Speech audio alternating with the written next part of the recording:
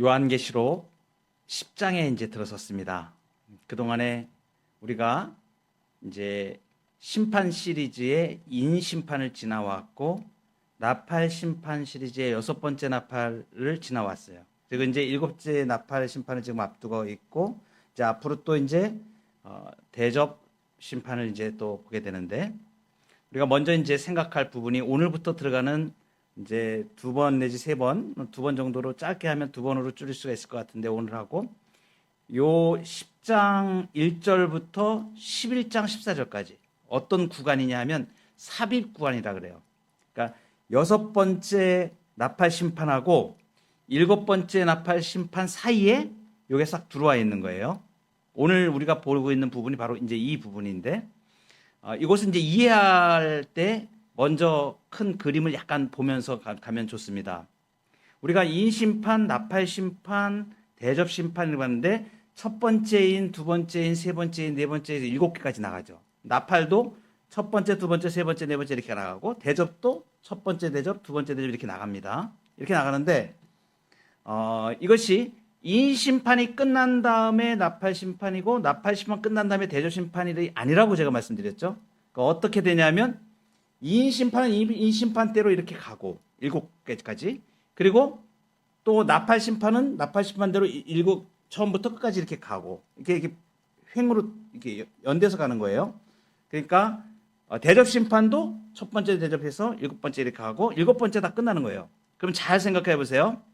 자, 인심판 첫 번째부터 7번째까지, 나팔 첫 번째부터 7번째까지, 대접 첫 번째부터 7까지 가죠. 그러면 이 7번째 되는 거예요. 인심판이 7번째 인으로 끝나든지, 나팔이 7번으로 끝나든지, 대접은 7번으로 끝나는데, 여기는 뭐가 되는 거예요? 마지막 심판이니까. 7번째는 뭐하고 연결되어 있냐면 예수 그리스도의 재림하고 연결되어 있는 거예요. 최후의 심판하고 연결되어 있는 거예요. 이 개념을 이제 그림을 좀 이렇게 그리고 가져가시면은 전체가 이해하기 쉽습니다. 자, 보세요. 첫 번째 인심판, 그 다음에 나팔 심판, 대접 심판이 쭉 가는데 이렇게 똑같이 병신시대로 가는 거예요. 인심판 다음에 나팔이 나오는 게 아니고 인심판 처음부터 7개까지, 그리고 정도가 심해지고 강도가 세지면서 나팔 심판이 첫 번째부터 7개까지, 그리고 대접 심판이 설명이 되죠. 7번째는 다 이게 7번째 인심판, 7번째 나팔 심판, 7번째 대접 심판은 전부 뭐예요? 끝이 예수님의 재림하고 딱 만나는 거예요. 끝에 최후의 심판하고. 자, 그런데 이제 요한계시록에서 이 요한이 기록하는 특이한 방식이에요. 그러니까 쭉 가다가 첫 번째, 두 번째, 세 번째, 네 번째 인 하고 나머지 세 인은 또 다르게 취급을 하죠. 그러니까 나팔 심판에서도 자연계에 나오는 심판, 첫 번째, 두 번째, 세 번째, 네 번째 나팔하고, 그 다음에 세 가지가 이제 나팔 심판은 사람에게 직접적으로 나오는 심판에 대한 내용으로 들어가죠. 이렇게 가지 않습니까? 강도가 어떻게 돼요?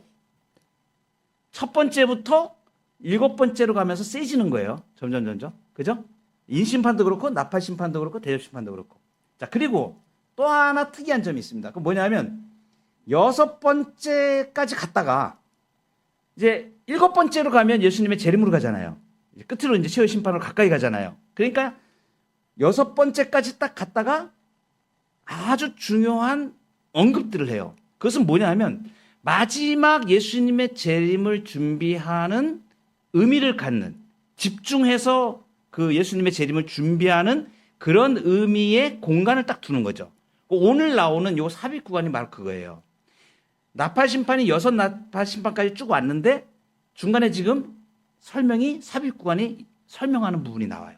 그리고 난 다음에 7 심판으로 들어가거든요. 7번째 나팔 심판으로 들어가거든요. 그러니까 이게 뭐냐 하면 굉장히 중요한 무언가를 지금 여기다 하고 있는 거죠. 근데 이 내용은 뭐에 대한 내용이 되냐면 7번째 나팔 심판을 준비하는 내용이 되는 거죠. 예수님의 재림을 최종적으로 준비하는 내용이 된다는 것을 말하는 거예요.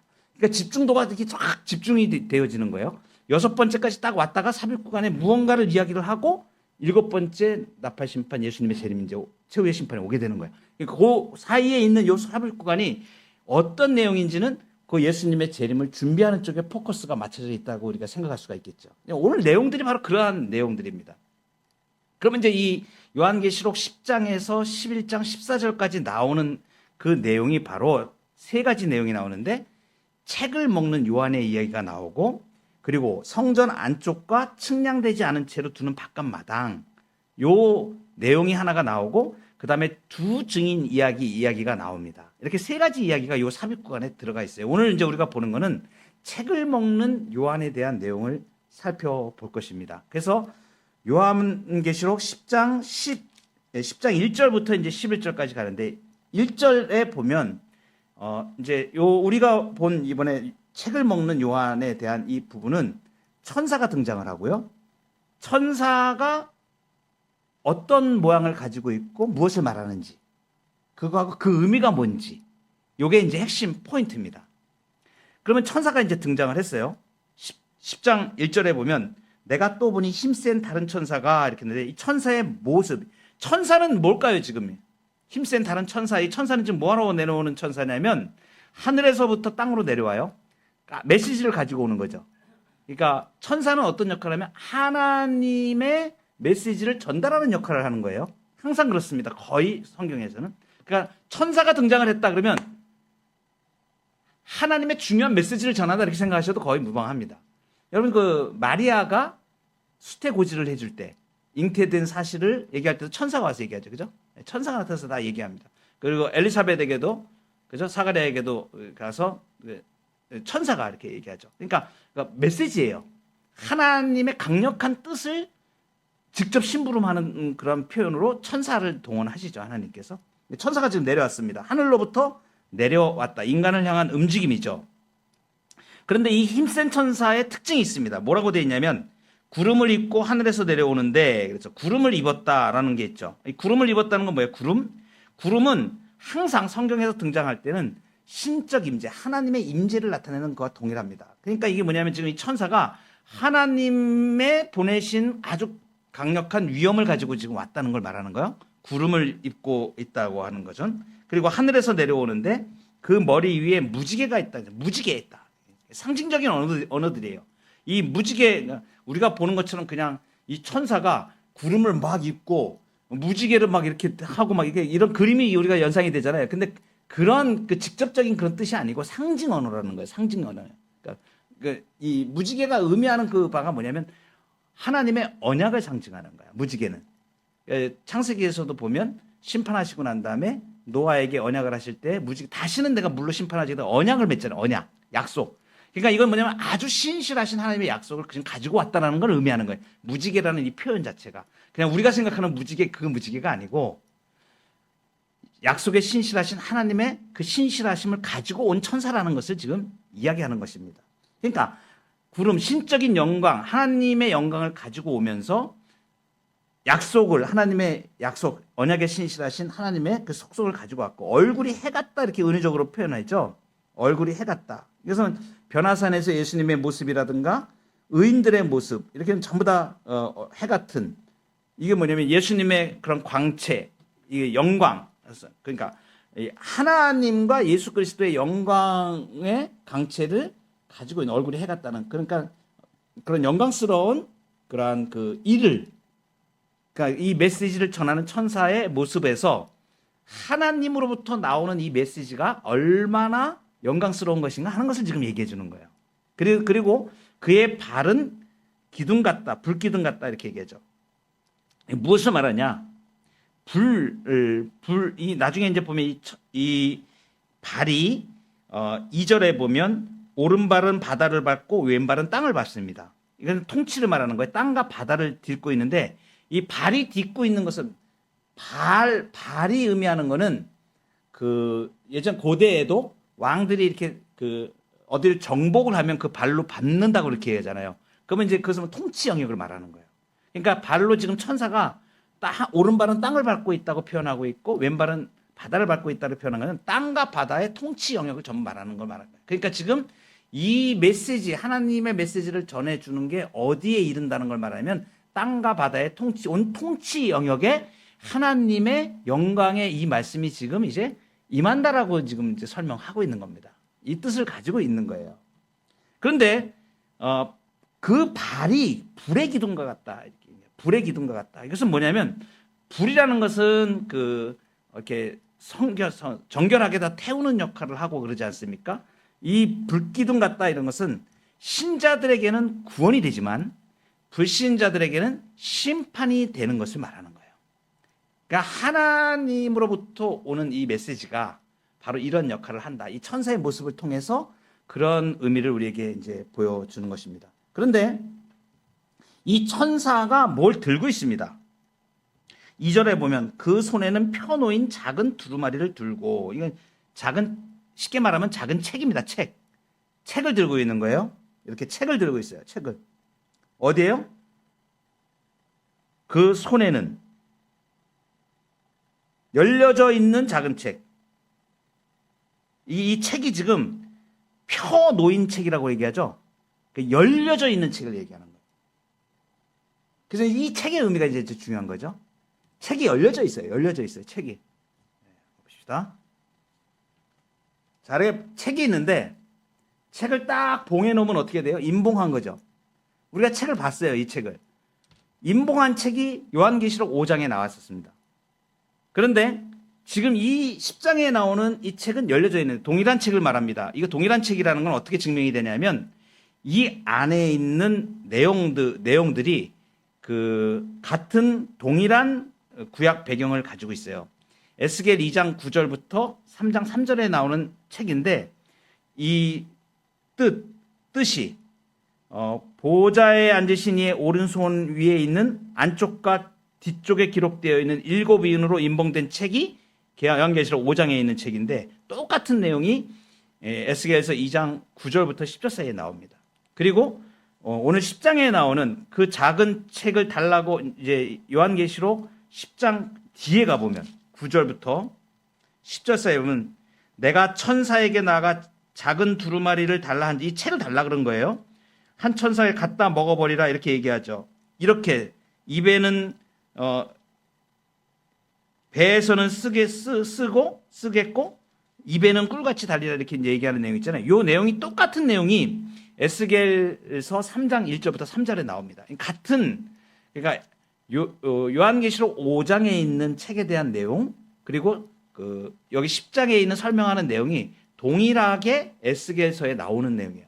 이게 배경이. 그러니까 이 에스겔서의 배경이 동일한 것으로 봤을 때 이 책은 동일한 책으로 우리가 봅니다. 이제 그렇게 보면 요한계시록 5장에 있었던 책은 임봉한 책이고요. 여기 요한계시록 10장에 나오는 이 책은 펴서 열려져 있는 책이에요. 그러니까 동일한 책인데 어떻게 이렇게 하나는 임봉돼 있었는데 어떻게 열려졌을까? 우리 이걸 알죠. 요한계시록 우리가 뒤에 오는데 공부를 해왔습니다. 요한이 임봉한 책을 봤을 때 요한계시록 5장에서 그 책이 임봉돼 있어가지고 10사람이 봉해져 있는 걸 10사람이 없어가지고 막 울었습니다. 안타깝게 막 요한이. 그럴 때에 천사가 얘기하죠. 다윗의 사자 어린 양이 이겼다 그래가지고 어린 양이 그 인을 떼시는 거죠. 그래서 인을 떼시기에 합당하시다라고 많은 백성들이 이렇게 천사도 찬송을 하고 내 생물이 찬송하고 막 그랬지 않습니까? 인을 떼시기에 합당하시도다. 그래서 인을 열은 거예요. 봉해진 거를. 그러니까 봉해진 책을 열었는데 그 역할이 요한계시록 6장부터 8장 사이에 쭉 어린 양의 역할이 나온 거예요. 그래가지고 지금 10장에 와서 이 책이 지금 열려 있는 거예요. 예수 그리스도께서 그 계시를 열어서 보여주시고 완성하시는 것을 말하는 것이죠. 그러니까 지금 이 책이 동일한 책인데 요한계시록 5장에 있는 책과 지금 10장에 있는 책이 동일한 책인데 하나는 임봉돼 있었는데 이것이 지금은 열려져 있다. 여기에 무슨 일이 일어난 것인가? 예수 그리스도께서 이것을 여셨다라는 것을 말해주는 것입니다. 자, 이 힘센 천사가 이제 활동을 합니다. 자, 등장을 했어요. 힘센 천사가 등장을 했고 이 힘센 천사가 어떤 활동을 하는지 이제 그 천사의 활동을 10장 3절부터 이야기를 합니다. 3절에 보면 사자가 부르짖는 것 같이 큰 소리로 외친다 이렇게 얘기합니다. 큰 소리로. 거기 보면 3절에 사자가 부르짖는 것 같이 큰 소리로 외치니 그가 외칠 때에 7 우레가 그 소리를 내어 말하더라. 4절에 보면 7 우레가 말을 할 때에 내가 기록하려고 하다가 곧 들으니 하늘에서 소리가 나서 말하기를 7 우레가 말한 것을 임봉하고 기록하지 말라 하더라. 이렇게 돼 있죠. 뭐가 등장하냐면 지금 사자가 표하는 것 같이 큰 소리를 냅니다. 이 큰 소리를 지금 상상을 한번 해보세요. 천사가 사자가 표현하는 것 같은 엄청나게 큰 소리를 낸다. 이것은 그 사자의 모습이 용맹스럽잖아요. 용맹스러운 그 부르짖음이죠. 그러니까 힘센 천사가 사자같이 큰 소리로 외치는 것은 지금 여호와의 음성, 하나님의 음성을 대신하는 그 효과를 지금 가지고 있는 거예요. 하나님의 음성을 큰 소리로 지금 이렇게 천사가 사자 같은 큰 소리로 외치니까 7 우레가 자신들의 소리를 낸 거예요. 7 우레 소리는 이 천사의 소리하고는 구별되는 소리입니다. 그럼 7 우레가 지금 등장을 했어요. 7 우레가 어떤 의미를 가지는 건가? 이 7 우레에 대한 배경은 시편 29편에서 상세하게 나옵니다. 시편 29편에 보면 이런 말씀이 나오는데 우리가 같이 한번 보도록 할게요. 시편 29편 3절부터 9절 말씀에 같이 한번 읽어볼게요. 시작. 여호와의 소리가 물 위에 있도다. 영광의 하나님이 우레소리를 말하시니 여호와는 많은 물 위에 계시도다. 여호와의 소리가 힘있음이요 여호와의 소리가 위엄차도다. 여호와의 소리가 백향목을 꺾으시며 여호와께서 레바논 백향목을 꺾어 부수시도다. 그 나무를 송아지같이 뛰게 하시며 레바논과 시련으로 들송아지같이 뛰게 하시도다.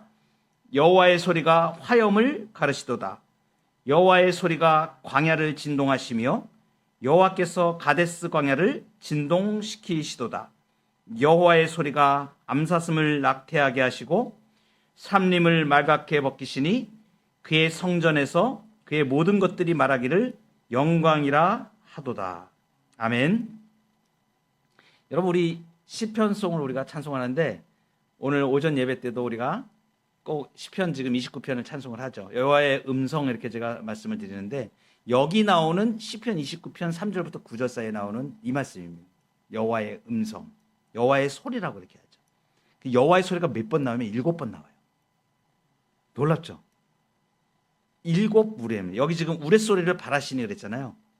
그 여호와의 음성이 히브리어 원어 표현으로 여호와의 음성, 여호와의 소리라고 하는 이 표현이 7번 나옵니다. 놀랍지 않으세요? 여기 보세요. 여호와의 소리가 물 위에 있도다. 영광의 하나님이 우레소리를 바라시니 여호와는 많은 물 위에 계시도다. 여호와의 소리가 힘이 있어요. 여호와의 소리가 위엄차다. 이렇게. 여기도 여호와의 소리가 백향목을 꺾으시며 여호와의 소리가 화염을 가르치도다. 여호와의 소리가 광야를 진동하시며 여호와의 소리가 암사슴을 낙태케 하시고 이렇게 나옵니다. 여러분 이 뜻이 뭐냐면 여호와의 소리가 물 위에 있도다. 이 표현은 뭐냐면 많은 물 위에 여호와의 음성이 여호와의 이 시편 29편은 우리 여호와 하나님의 통치를 나타내십니다. 하나님의 통치 앞에 모든 것이 그 주권에 복종한다는 것을 말하는 거예요. 많은 물, 바다, 이 물 같은 경우는 바다, 땅, 바다 이런 것은 혼돈의 세력들을 의미하거든요. 그러한 모든 것들이 하나님의 통치 가운데 복종된다는 것을 말하는 거예요. 하나님의 통치를 피할 것들이 없죠. 다 다스리는 거죠, 하나님이.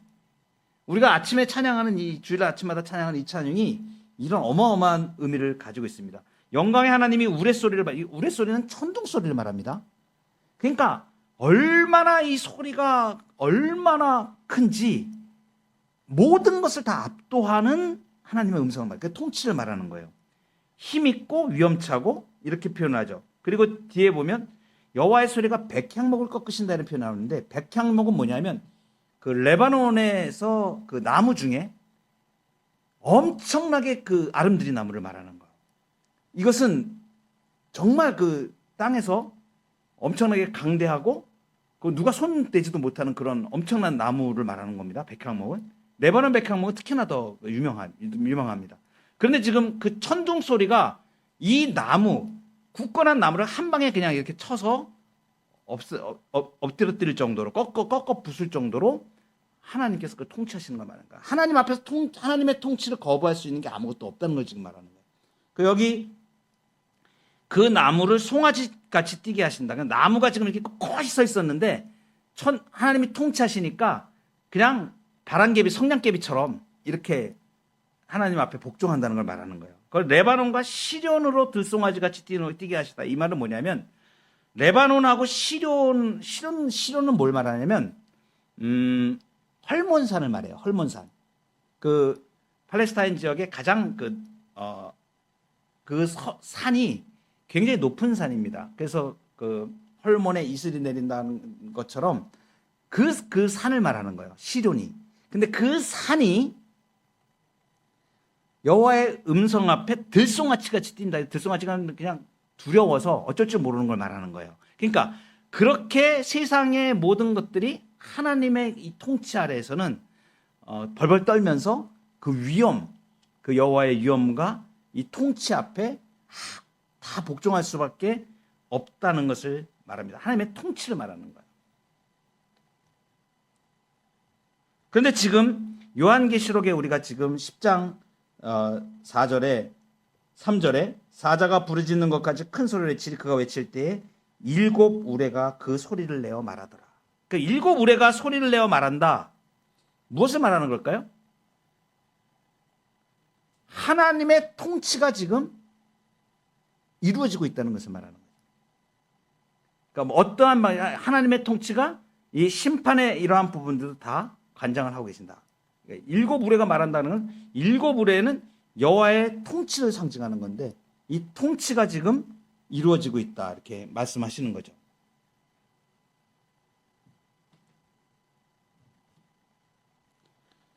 여호와 하나님이 왕으로 좌정하셨다는 것을 말합니다.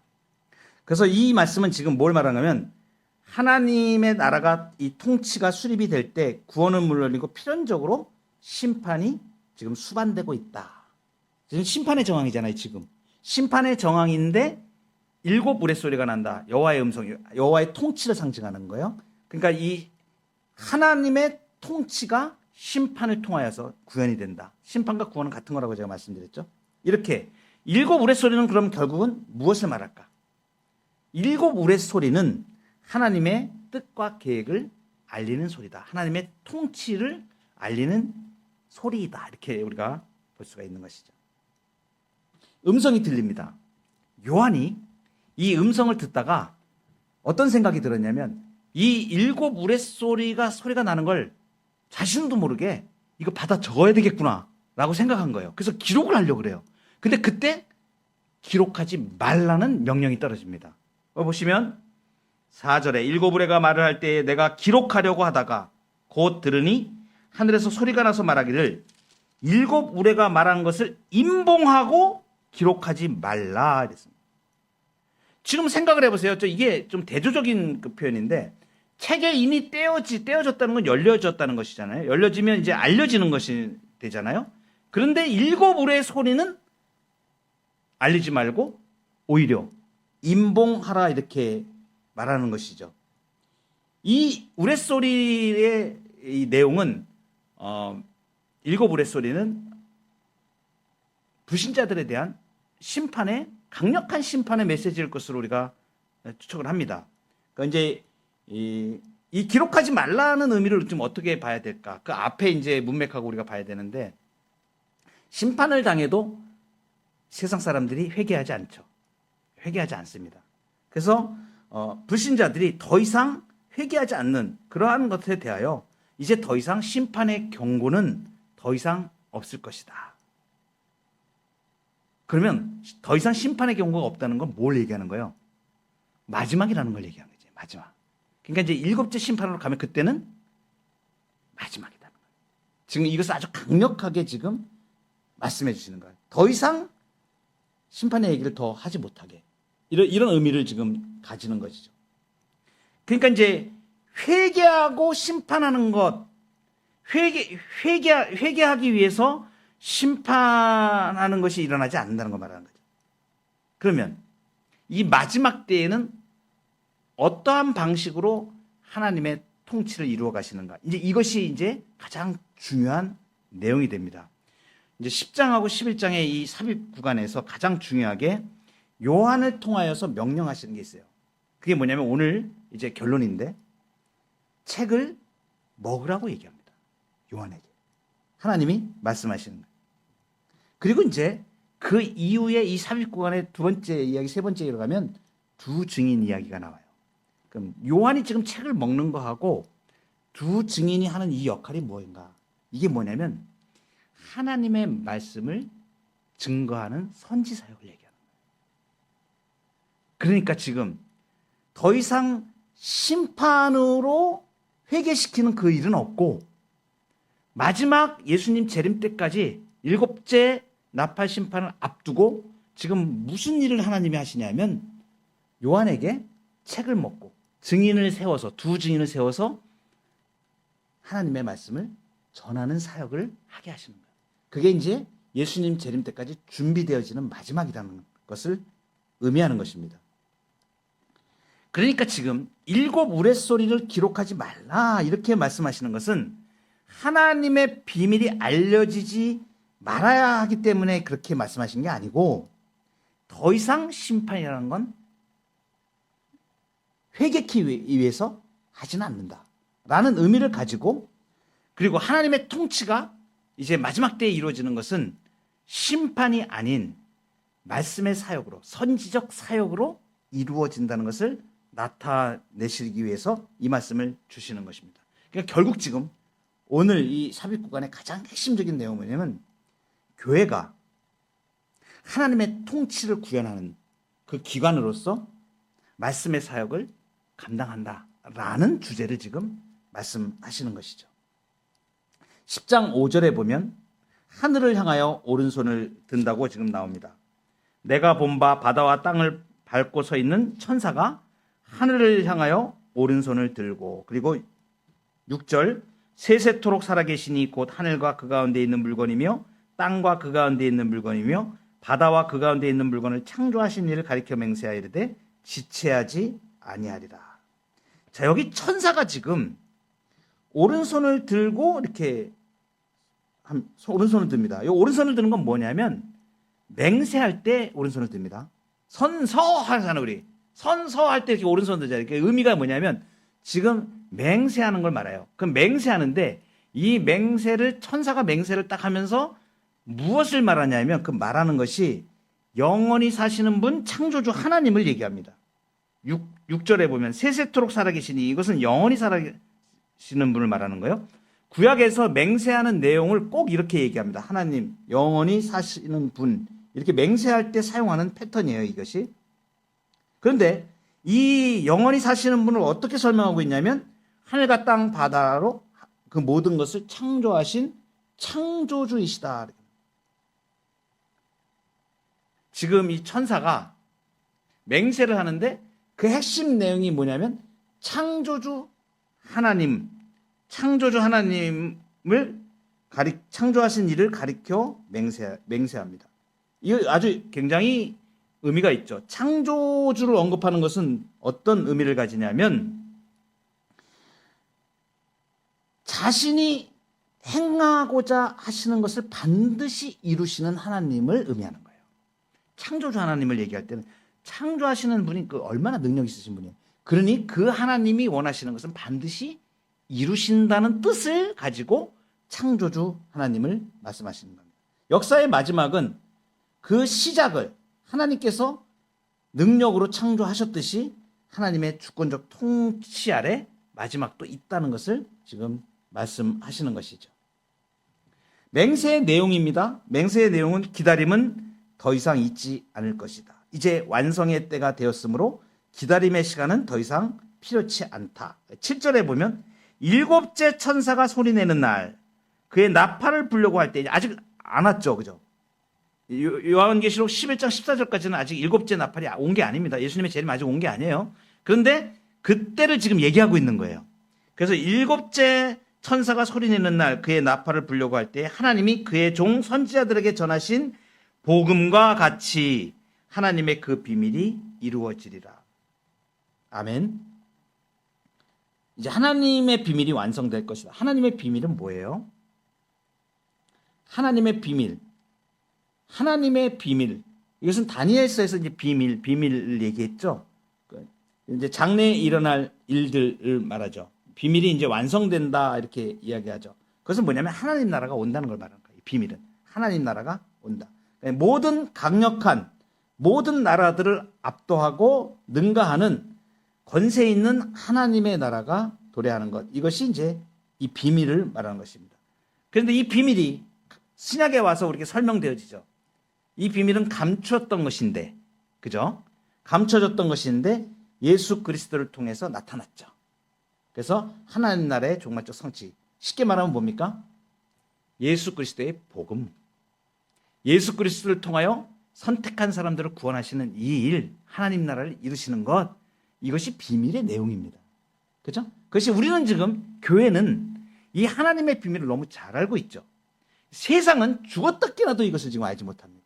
예수 그리스도를 통하여 선택한 자들을 구원해 가시는 이 놀라운 구원의 하나님의 구원의 역사를, 하나님 나라를 그 사람들은 모릅니다. 눈이 가려져 있기 때문에 모르는 거예요. 그러니까 이 비밀은 지금 우리 그리스도인들에게는 너무나 선명하게 알려진 거예요. 이 하나님의 비밀. 이 하나님의 비밀은 무엇을 통해서 성취되었습니까? 예수 그리스도가 오심으로. 그죠? 성취가 되었죠. 이 비밀이. 그리고 언제 완성이 되어집니까? 예수님의 재림으로 완성되는 거죠. 하나님 나라를 말합니다. 비밀 그러면 한마디로 얘기하면 하나님 나라입니다. 하나님 나라가 예수 그리스도를 통하여 왔어요. 그죠? 그리고 이제 완성되는 건 예수님의 재림을 통하여 완성되는 것입니다. 이것을 지금 천사가 지금 이걸 이야기하는 거예요. 이 말을 딱 하고 선서를 딱 하고 창조주 하나님을 얘기하면서 이 말을 딱 하고 그 다음에 이제 중요한 얘기를 하죠. 요한에게. 요한이 이제 8절을 보시면 10장 8절에 하늘에서 나서 내게 들리던 음성이 또 내게 말하여 이르되, 이 음성의 주인공은 누구실까요? 하나님이시죠. 예수님일 수도 있고요. 동일하신 분이시니까 하나님이십니다. 책을 먹으라. 그죠? 책을 취하라. 8절에 보면 이르되 네가 가서 바다와 땅을 밟고 서 있는 천사의 손에 펴인 두루마리를 가지라. 두루마리를 일단 천사의 손에 있는 걸 가지라는 거예요. 이 책이 뭘까요? 하나님의 말씀의 계시를 받는 겁니다. 책을 받는 거예요. 그죠? 인봉했던 거 열려니까 하나님의 비밀이 들어있는 복음의 내용들을 말합니다. 그래서 지금 받은 거예요. 이 받았는데 취해가지고 이제 먹으라 그러죠. 그죠? 갖다 먹어버리라. 이거 9절에 보면 8절에 보면 두루마리를 가리라 하기로 9절 내가 천사에게 나아가 작은 두루마리를 달라 한즉 천사가 이르되 갖다 먹어버리라. 내 배에는 쓰나 내 입에는 꿀같이 달리라. 여기 지금 우리 개역 성경에 갖다 먹어버리라 이렇게 표현하잖아요. 이거 이제 좀 더 현실적인 표현으로 하자면 그냥 이렇게 밥을 먹듯이 이렇게 먹다 이런 의미 정도가 아니고 개걸스럽게 먹어라 이런 뜻이에요. 이거 뭐냐면 막 먹으라는 거예요. 막 이렇게 막 개걸스럽게 먹는 이게 이 먹다라는 동사 자체가 쓰여진 단어 자체가 그런 뜻을 가지고 있어요. 개걸스럽게 먹어라. 막 먹는 거예요. 이 뭐 때문에 이렇게 지금 말할까요? 개걸스럽게 먹다 뭐 이런 부분들. 아주 중요한다는 것을 말하죠. 아주 중요한 거. 그런데 이렇게 이제 먹는데 그 9절에 보면 내 배에는 쓰나 내 입에는 꿀같이 달리라 이렇게 표현합니다. 이거 번역 그대로 돼 있는 거거든요. 순서가 뭐냐면 배는 쓰나 입에는 꿀같이 달리라고 말해요. 우리가 상식적으로 이렇게 보면 어떤 생각이 들어요? 입에 들어가는 게 먼저잖아요. 그죠? 근데 지금 배에 들어간 걸 먼저 얘기하잖아요. 배는 쓰나 입에는 달리라 이렇게 하잖아요. 그리고 뒤에 가보면 10절에 보면 내가 천사의 손에서 작은 두루마리를 갖다 먹어버리니 내 입에는 꿀같이 다나 먹은 후에 내 배에서는 쓰게 되더니, 여기는 또 정상적으로 순서대로 말하죠. 입에서 먹은 거하고 배로 이렇게 얘기하죠. 지금 이게 이제 수사적인 방법이라고 그러는데 뭐냐 하면 이 책을 먹었는데 그 먹은 것이 배에서 쓰게 됐다라는 어떤 이러한 걸 강조하기 위해서, 주의를 집중시키기 위해서 이런 수사적인 방법을 쓰는 거예요. 순서를 이렇게 딱 바꿔가지고 배에는 쓴데 뭐지 왜 입에서 먹는 게 먼저 나오지 않고 배에서 쓴다 그러니까 그 주의를 집중하기 위해서 쓰는 수사적인 그 방법이에요. 이게 집중하라고 이제 말하는 거죠. 근데 이제 중요한 게 있어요. 이 책을 먹어라, 이러한 내용들이 지금 무엇을 말하는가? 책을 먹었는데 입에는 달고 배에는 쓴, 이걸 책을 먹어라. 이러한 내용은 그 에스겔서에 보면 에스겔서 2장 8절부터 3장 3절에 똑같은 그 에스겔에게 이렇게 배에 쓰고 입에 단 걸 먹는 선지자죠. 이걸 말씀하시는 거예요. 이건 뭐냐면 하나님의 말씀을 맡은 선지자로 부르는 의식을 말하는 거예요.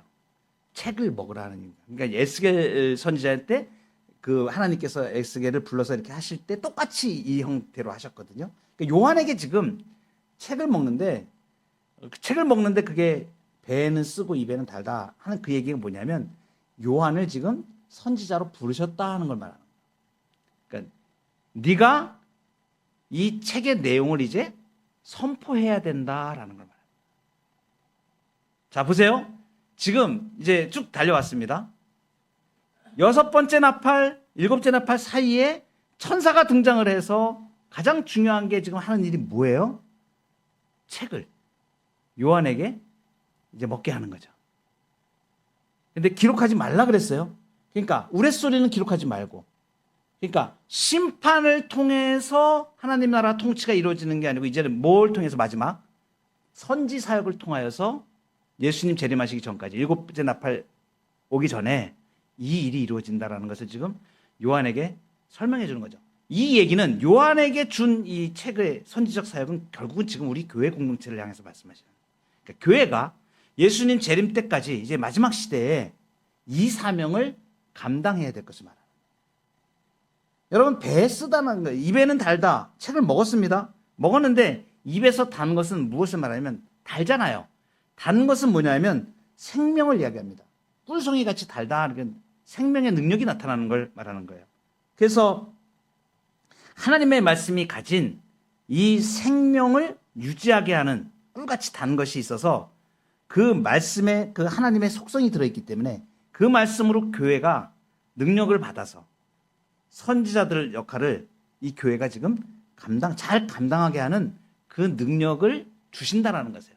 그러니까 우리가 말씀의 사역을 감당할 수 있도록 말씀의 사역자들 또 우리 신자들이 하나님의 말씀에 꿀송이 같이 단 것을 딱 보면서 우리는 그 하나님의 율법의 말씀, 복음의 말씀, 이 말씀이 생명이 돼서 우리는 사는 거예요.